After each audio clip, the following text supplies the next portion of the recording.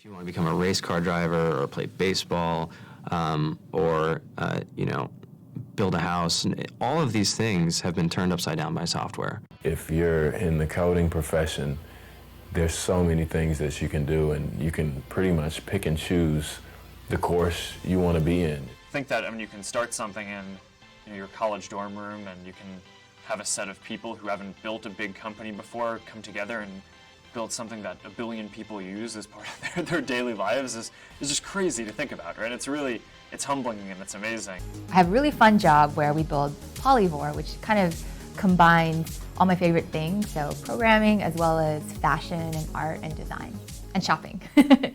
Half the products you use these days are software products that you play with on maybe your phone. And so if you want to build something cool, you need to know programming, right? And there's so many things that you can do with computer science. So if you just work backwards from the cool thing that you want to build and figure out what that is, a lot of times computer programming is part of that, right? So you should learn the skill. It's important for these kids. It should be mandatory to be a citizen on this planet, to read and write code. Studying computer science will open many doors into many fields. Some of these include self-driving cars, which are becoming a reality. The ability to automate driving would reduce traffic jams, accidents, and help the environment. Transport could run through the night without any human intervention, enabling travel while you sleep. What would cars look like? Would they look like cars, or would they look like living rooms? The field of climate science and climate change impacts rely heavily on computational intensive simulations, as well as troves of data from Earth observations. Thus, virtually every aspect of computing has a timely opportunity to help tackle this global challenge.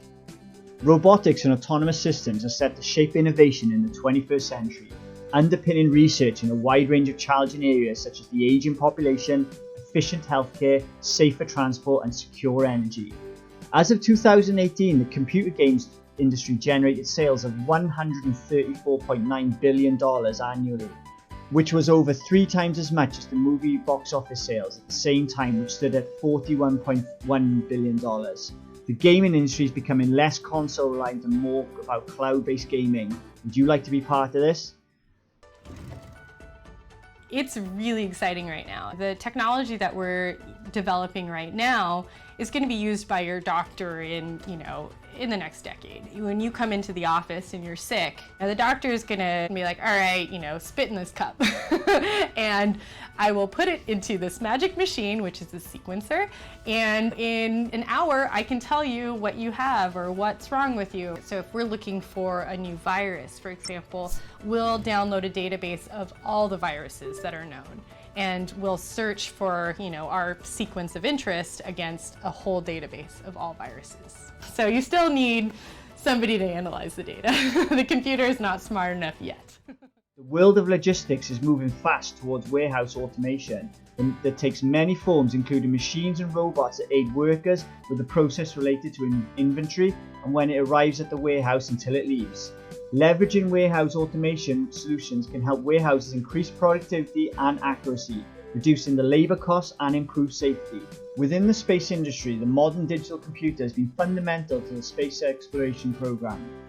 Computers have profoundly affected almost every aspect of space technology, including spacecraft design, celestial mechanics, mission control, and the gathering and processing of data generated by spacecraft. Ethics poses questions about morality of technology. Is it right? Technology is great for creating jobs, but can also take them away. Should we be so reliant on technology to make life or death decisions? Is it affecting our social skills? These are some of the questions that we will look at in the course. The Computer Science A-Level consists of 5 units, 2 of which are studied in Year 12 and 3 of which are studied at A-Level in Year 13. The first unit is Fundamentals of Computer Science and is a written exam 2 hours in length and with 25% of the qualification. The second unit is an online exam in which you will complete a task, usually using a programming language and adapting a program currently created and add into it. You will also answer some theory questions. This one is also 2 hours and with 15% of the qualification. The A-Level involves 3 units. Unit 3 and 4, both theory exams, written exams, both worth 20% and both for 2 hours long. The final unit, Unit 5, which is usually started in the summer of Year 12, is a piece of coursework. This is worth 20% and involves creating a program of your choice, which will investigate, design, prototype, and test. This is something you discuss with your teacher and is a project of your own choosing. Now, with the internet, people can answer back and interact.